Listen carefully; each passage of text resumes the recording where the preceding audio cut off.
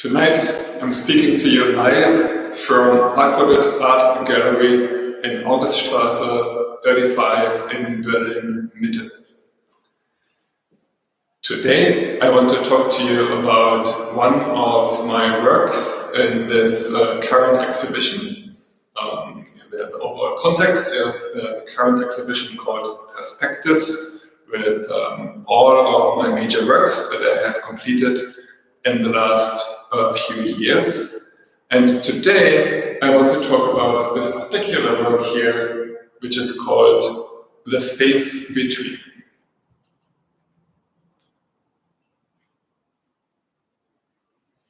The space between is a play on space, on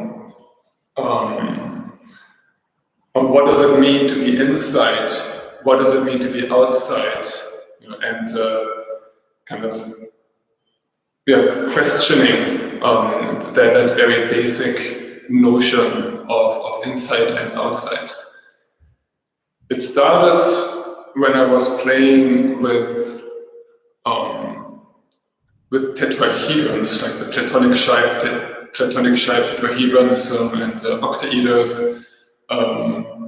And I was along that line. I was also playing with stacking balls, because when you take 4 balls and stack them in a little pyramid, like 3 at the bottom and the 4th ball on top, then the centers of those 4 balls form a tetrahedron, and there is a space in the middle of that stack, of that pyramid.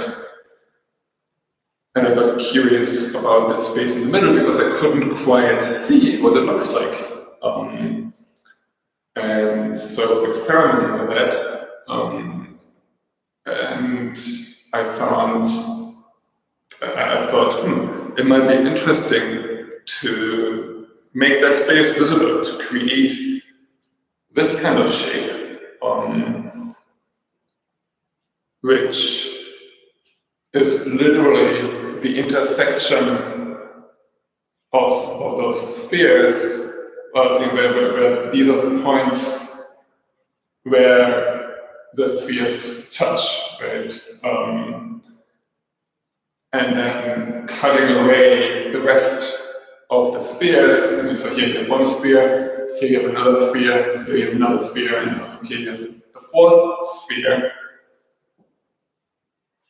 And that defines these surfaces simply by cutting away in a symmetric way the rest of the sphere. So that in a way, if you were to connect these 6 corners of the sculpture, you're left with the octahedron that is the inside of the tetrahedron. So there's some interesting platonic shapes embedded in here, but that's not really important, right? Like, I mean, I think it's not a coincidence, right? The elegance of the sculpture, I think, is intimately related to the elegance of the underlying platonic shapes.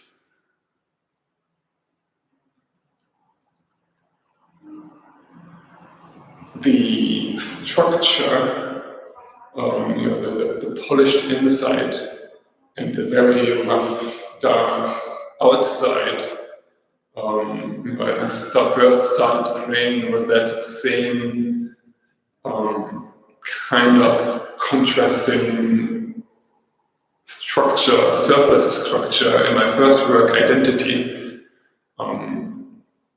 And here I wanted to have that similar play on contrasts, and I wanted to use that play with contrast of the surface structure to emphasize that space between, where that kind of, because what seems to be the outside of the sculpture, right, this is really the inside of the sphere. Whereas what seems to be the inside of the sculpture, the inside of the sculpture here, that's really the outside of the sphere. And having this polished inside, outside helps to emphasize that concept.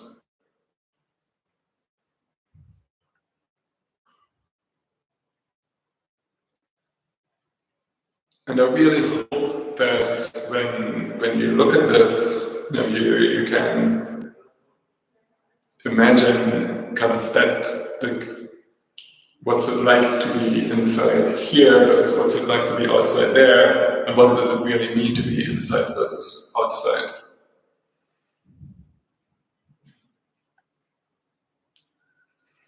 I would like to comment for a moment about the technique going into this, right? Because given the basic mathematical definition of this shape, it would be kind of much easier to create this on a computer and print it on a 3D printer in some shape or form, and then maybe create a drawings cast from that, or print it directly in a 3D metal printer or something like that. But I didn't want to go down that route. I think it's perfectly fine to create sculptures in that way. I have nothing kind of dogmatically against that. It's just, for me personally, at that phase, at least in my artistic work that I'm in or have been in, it's very important. It's very important to me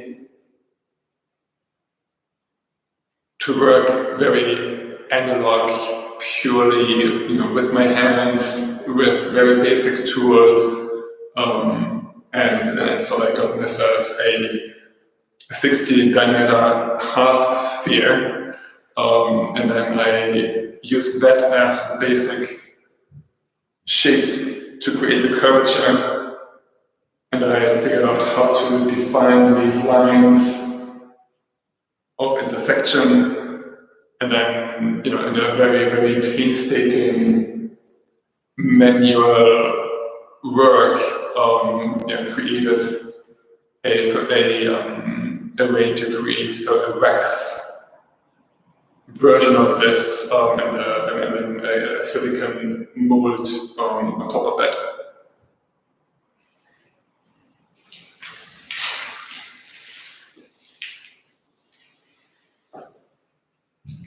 So I just bent down for a moment here to check if there's comments on YouTube.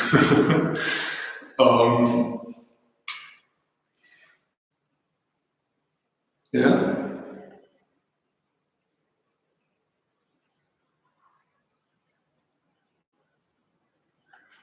Many of my works have that, the question or the playing with duality at their core. That is a key concept. We have identity playing very strongly with the masculine versus feminine, etc.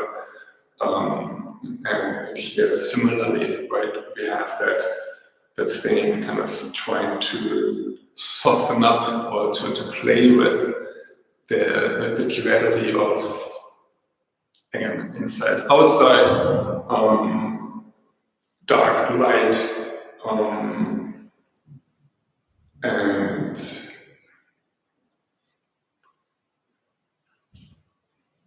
yeah, this is definitely one of my favorites. I mean, they're all my favorites, of course. One thing I really also like about this one is how, as it happens right now, it's rotating very gently, also very organically, which is something that kind of happened almost by chance. I wasn't, when we created this sculpture, I wasn't quite sure how I would install it. And I tried installing it the way it's installed right now, hanging from the ceiling, and I realized, I can kind of just give it a chip. The moment that you give it just a tiny bit of a nudge it starts swinging in a rotating motion just through the sheer simple rotational energy that gets stored as these very thin nylon strings here wind themselves out a tiny bit and then unwind, wind up, unwind, wind up. Again, it's also a very, very gentle, slow motion, a bit similar to balancing act. But a balancing act is a very controlled motion with a lot of technology behind that. This one is entirely organic, which I also really, really like. So yeah, I think I wanted to keep these Thursday sessions pretty short, and unless there are more comments or questions coming through the YouTube channel, I think I will pause here for today, and I hope you tune in for my next session next week. Thank you very much, and bye-bye.